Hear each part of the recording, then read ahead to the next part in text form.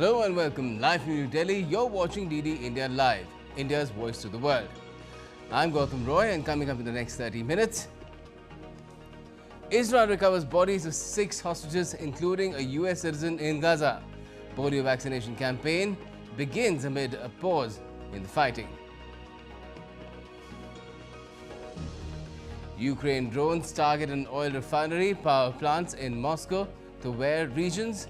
Zelensky presses the US to greenlight deeper strikes into Russia. And China and Philippines trade barbs after ships collide in the South China Sea. China says the Filipino ship was crashed deliberately. And India's President Draupadi Murmu expresses concern on pendency of cases and terms it as a big challenge facing the judiciary while addressing closing ceremony of National Conference on District Judiciary.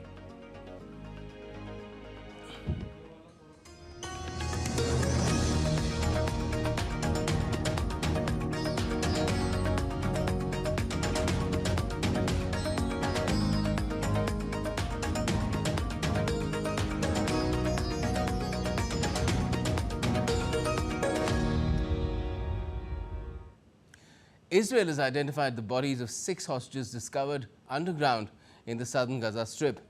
According to the US President, on Saturday, the 6 bodies include that of Israeli-American hostage Hersh Goldberg Polin. The remains of the hostages were discovered on Saturday from an underground tunnel in the Rafah area in the Gaza Strip and returned to Israel, where they were formally identified. The IDF also said that they were killed before being rescued.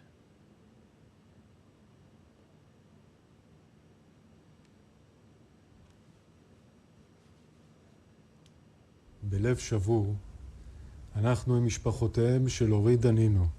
This morning, with a broken heart, we are with the families of Ori Danino, Alex Lobanov, Almog Sarusi, Harsh Goldberg Polin, Carmel Gate, and Eden Yerushalmi. May their memories be blessed.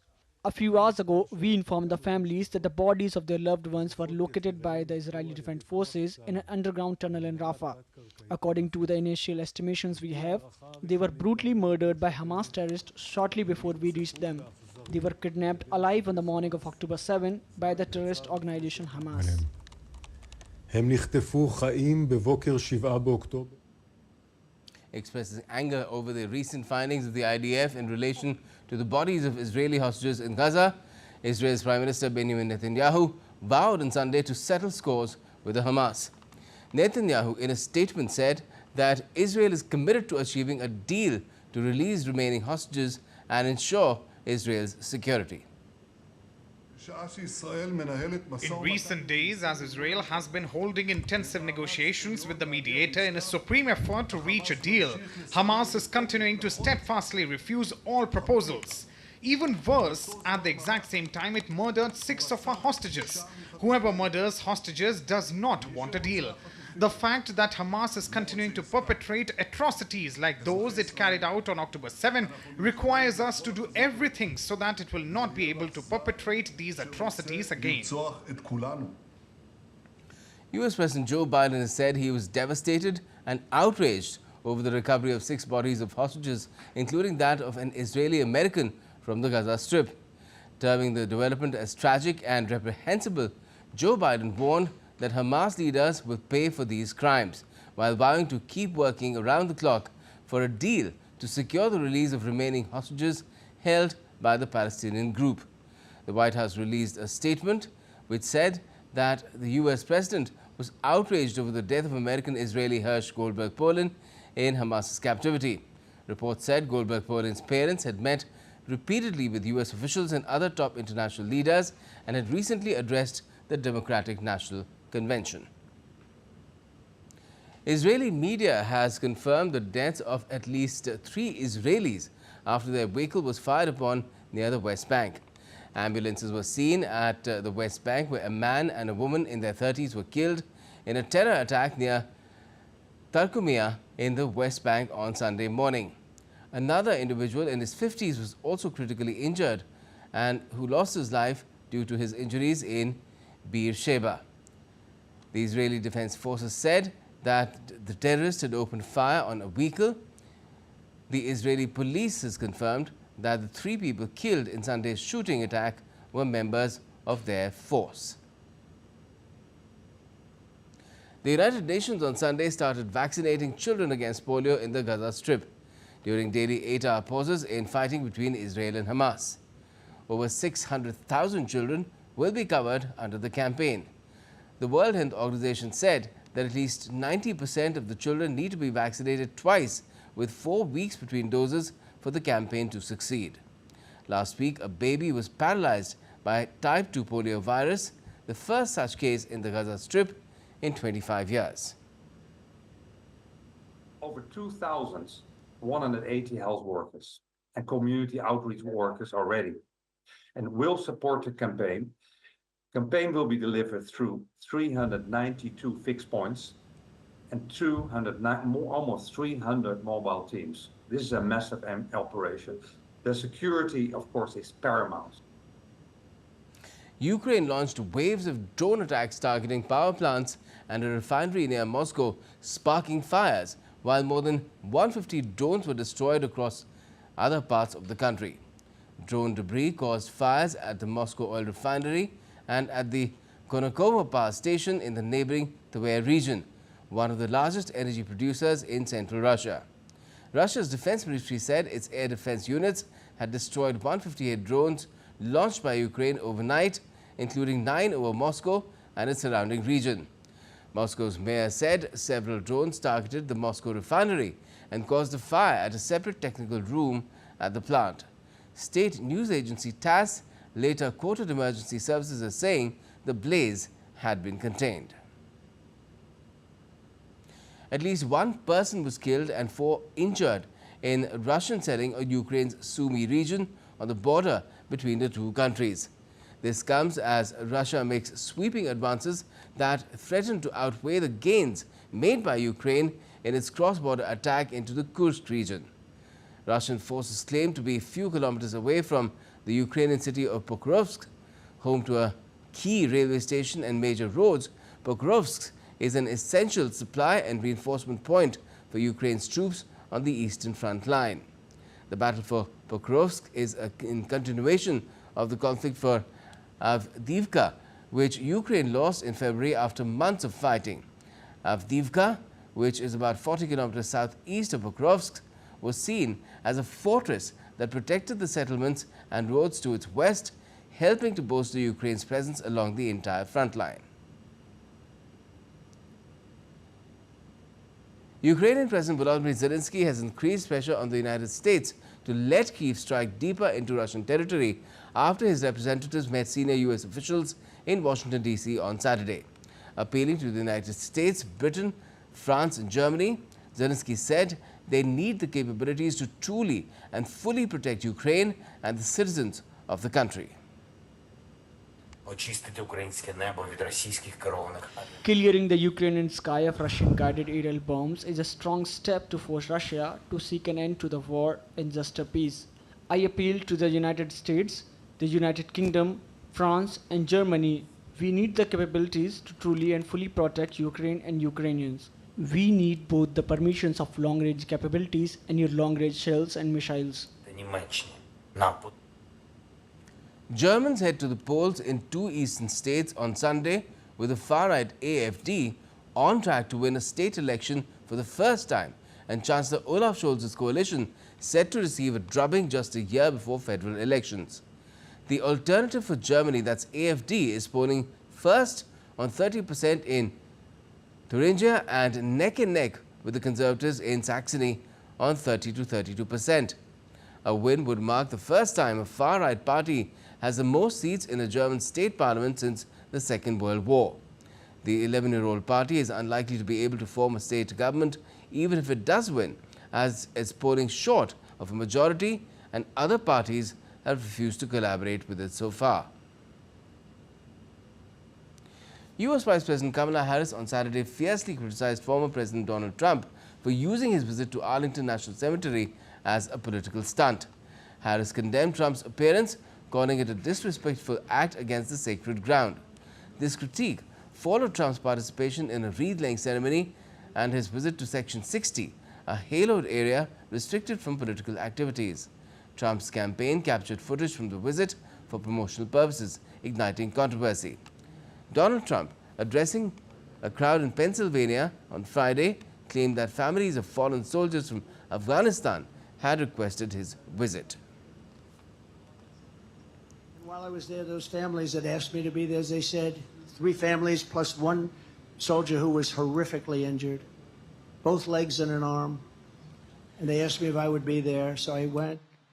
And while we were there, they said, could you take pictures over the grave of my son, my sister, my brother? Would you take pictures with us, sir? I said, absolutely, I did. And then I said farewell. I said goodbye.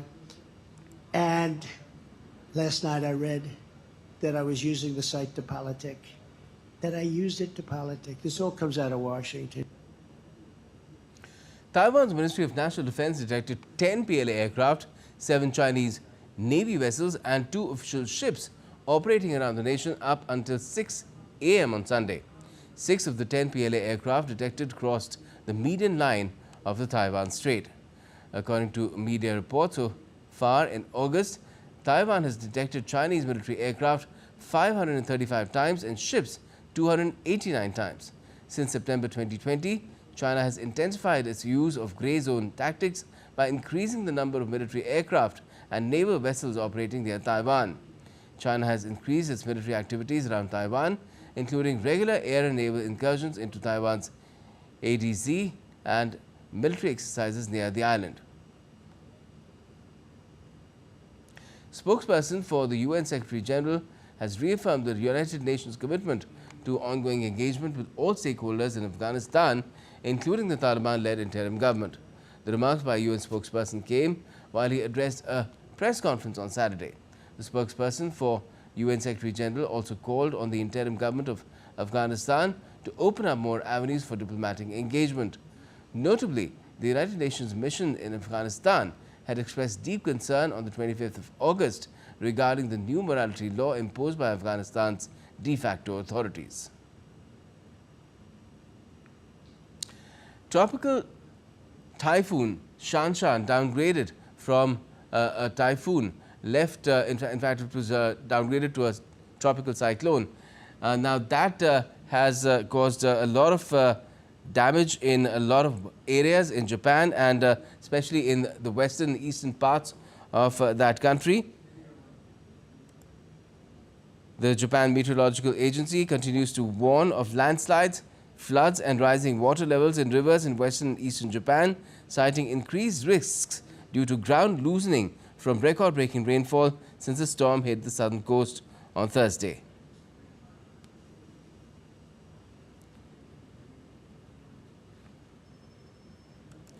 Now, tens of thousands of people in Australia's Tasmania state were left without power after a cold front brought damaging winds and heavy rains, sparking flood warnings.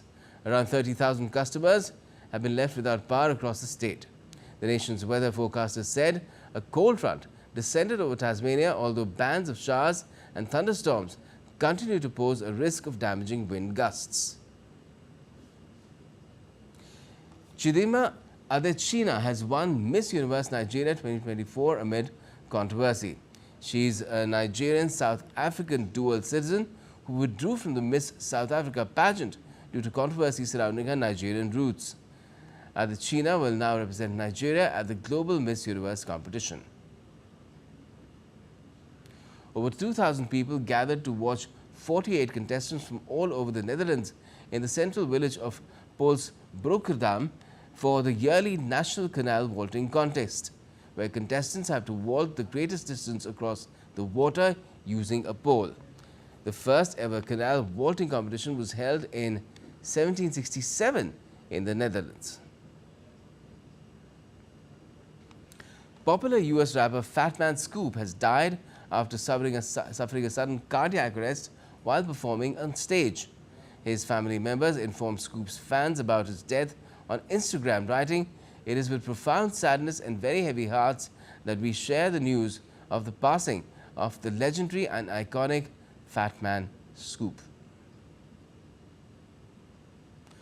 Pope Francis has requested pilgrims to pray for his upcoming 12-day journey to Asia and Oceania, where he'll visit Indonesia, Papua New Guinea, East Timor and Singapore.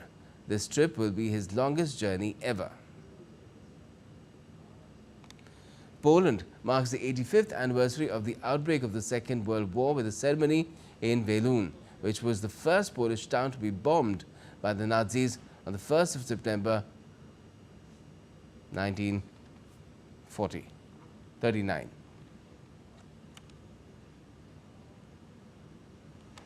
And still to come in this edition of DD India Live, the prototype version of the semi-high-speed Vande Bharat sleeper coach unveiled in India's Bengaluru.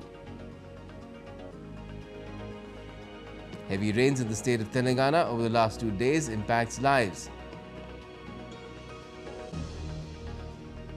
And a one-of-a-kind army museum is inaugurated in Kashmir's Gulbarg.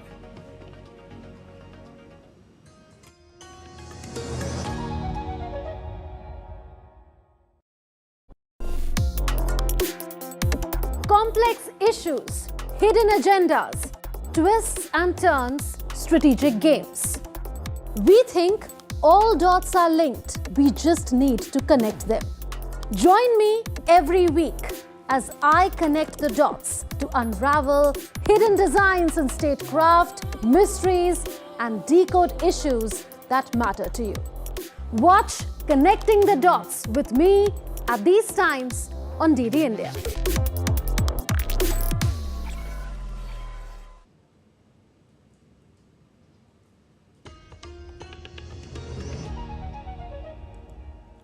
Welcome back. You're watching DD India Live. I'm Gautam Roy.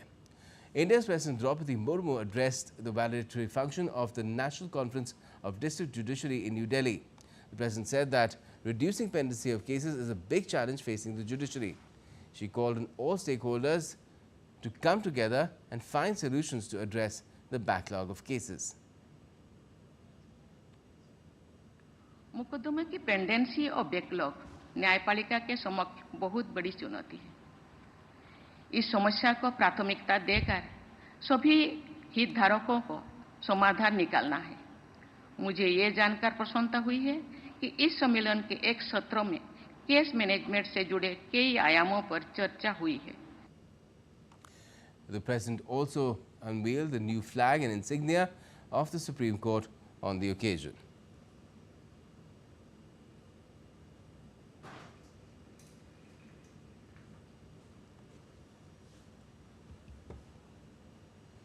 India's Railway Minister Ashwini Vaishnav on Sunday unveiled the prototype version of the Vande Bharat sleeper coach at the Bharat Earth Movers Limited's facility in Bengaluru. The Railway Minister also laid the foundation stone for a new Vande Bharat manufacturing facility on the Bemel premises. He also laid the foundation stone for a new hangar facility spanning 9.2 acres near Bemel's Bengaluru complex, the southern Indian state of Karnataka. Earlier, the Indian Railway Minister conducted an inspection of a Vande Bharat Express train sleeper coach. The inspection was conducted at Bemel's Railway Transportation Company in Bengaluru city. The minister said that passenger operation of Vande Bharat sleeper coach is expected in another 3 months. Expect passenger operation in about 3 months from now. About 3 months from now, we should expect. This is a sleeper version. This is completely sleeper, like Rajdhani, fully sleeper version. This will be practically an overnight journey. So this will be good for distances which are about 800 kilometers to 1200 kilometers. Lots of care has been taken in maintaining the oxygen level in the coaches. Lots of care has been taken in maintaining the removing the viruses which come, because we have learnt during the COVID period. So learning on all that, lots of virus prevention features are there. The Railway Minister also made a historic visit to the iconic Railway Training Institute in Bengaluru, marking a significant milestone for the institution. This visit, the first to the Multidisciplinary Divisional Training Institute, was marked by meaningful interactions with over 150 trainees. These included drivers, assistant drivers and technical staff. During the visit, the minister engaged openly with the trainees, listening to their concerns and addressing their long-standing demand for change of uniform. The trainees advocated for a more comfortable and modern uniform, to which the minister agreed, to recognize the importance of practicality and modernization. Now, with heavy rainfall impacting many parts of the southern Indian state of Telangana for the past 2 days, the state's Chief Minister, A. Revant Reddy, held a teleconference with Deputy Chief Minister and other senior officials. He urged them to remain vigilant around the clock and promptly undertake rescue and relief operations. The state government has established a special control room in the Secretariat to monitor and manage the flood situation. Residents in low-lying areas have been advised to exercise extreme caution to ensure their safety and well-being. Schools in Hyderabad, that's Telangana's capital, will remain closed on Monday as the state braces for more rain in the coming week. Movement of passenger trains have also come to a grinding halt on Sunday on the Secunderabad-Vijayawada route, as railway tracks have been washed away due to the heavy rains at different parts in the district. Bringing a sense of relief to the residents of the Indian state of Gujarat, India's Met Office has reported that Cyclone Asna, which was previously looming over the northeast Arabian Sea, has moved westwards and is now 310 kilometers west of Nalia in Gujarat. It is likely to continue moving away from the Indian coast over the next 24 hours. The Met Office also forecasts that no heavy rainfall will be there in the state in the coming 5 days. Meanwhile, after days of continuous rainfall, Gujarat has seen a significant reduction in rain over the past 24 hours. The state has recently endured heavy rainfall over the past 4 days, resulting in over 30 deaths across Gujarat. The heavy rains have caused significant damage to infrastructure. In response to the floods, rescue operations have been carried out by the Army, Air Force, Navy, Coast Guard and the local police in the state. Meanwhile, India's Home Ministry has set up an inter-ministerial central team to assess the damage caused by the rainfall and floods in Gujarat. The IMCT, led by Executive Director of National Institute of Disaster Management, will shortly visit the flood-affected areas of Gujarat. Lieutenant General M.V. Suchindra Kumar, GOC in Northern Command, inaugurated a one-of-a-kind army museum in Gulmarg. The museum is an initiative to highlight the rich history and heritage of Kashmir, along with the role of the Indian Army towards the security and development of the Kashmir Valley. The Army Museum showcases the valor, sacrifice and enduring spirit of the Indian Armed Forces towards nation building. This state-of-the-art facility is dedicated to showcasing the Army's pivotal role in various wartime efforts, its contribution to national development and the rich cultural tapestry of Jammu and Kashmir. And now it's time to get you some sporting updates as well. First, let's get you a look at the sporting updates from the Paris Paralympics.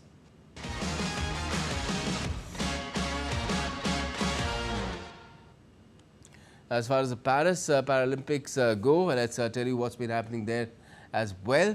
Well, in terms of Indian para shuttler Mandeep Kaur, first that she lost to Nigeria's Mariam Eniola Baloji in the straight sets in women's singles SL3 group event on Sunday. The Indian shuttler just failed to match the intensity of Mariam to win 21-8 and 21-9 in just 23 minutes.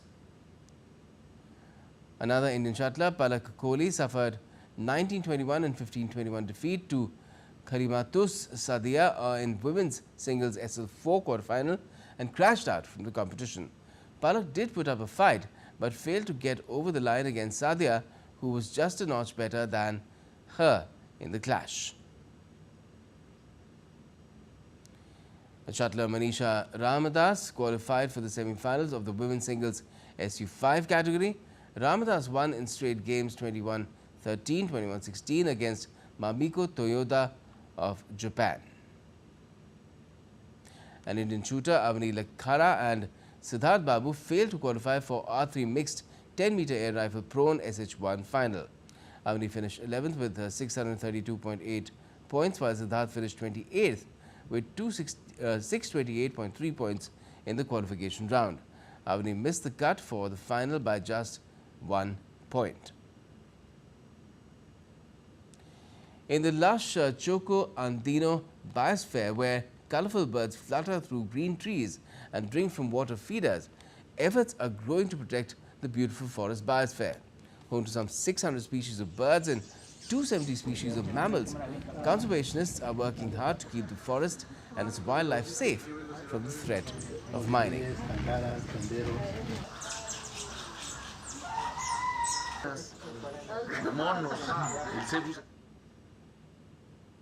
And that's all we have for this edition of DD India Live. But let us know your thoughts on the news of the day. For those on the go, you can get all the latest news and updates from India and across the world on DD India's mobile app. It's available on both Android and iOS, and you can see the QR code there on the screen. Download the app now. And we'll be back with more news as it breaks here on DD India. I'm Gautam Roy, and from all of us here in Delhi, thanks for watching DD India Live.